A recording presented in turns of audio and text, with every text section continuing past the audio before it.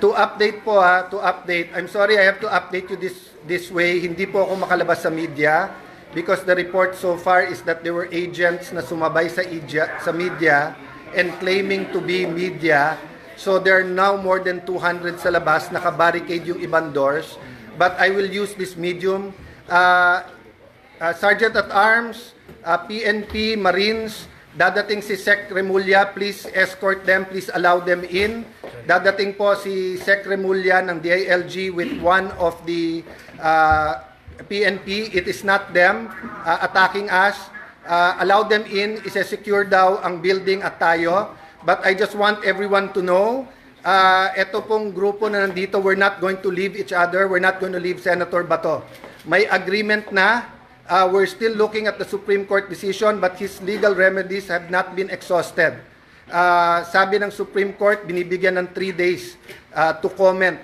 So we are relying on the law, relying on the Constitution, we are relying on the word of the NBI na hindi papasukin ang Senate na walang coordination. But again, nagkaputukan na po dito. We cannot let this pass. So, Osaa, I'm trying to call you. Papasukin nyo po si Secretary Remulla. He's here to help. This happened. How many shots were heard? I think it's briefing. Fireworks. We thought it was fireworks. But I don't smell cordite. Kanina. Okay, let me get to the bottom of it. Everybody's here. Okay, Half are in the other room. okay, let me get to them first. The president wants us to So, I will, one thing lang. So Vince called, saying the same thing. And I said, Vince, I believe you. You're my friend, I believe you. But he was saying it might be an inside whatever job. I won't think, sabi ko lang, Vince, independent investigation, yes. But I just wanted to know, when we were meeting 2 hours ago, there were some staff pulling out. And a staff here, umiikot kasi. They told our other staff and other senators, pull out, may mangyayari. And even our deputy secretary, will tell you who she is, she got the same text.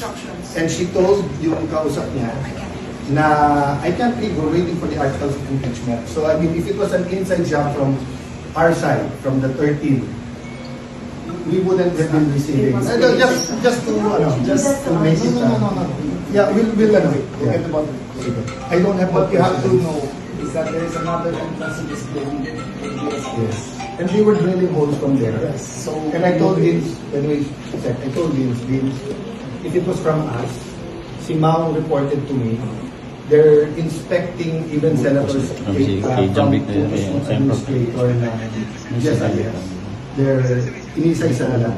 So this all happened, it's not kay Mao. Mao called the administrator, I'll call him, talk to him and ask why is it, then it all happened. okay.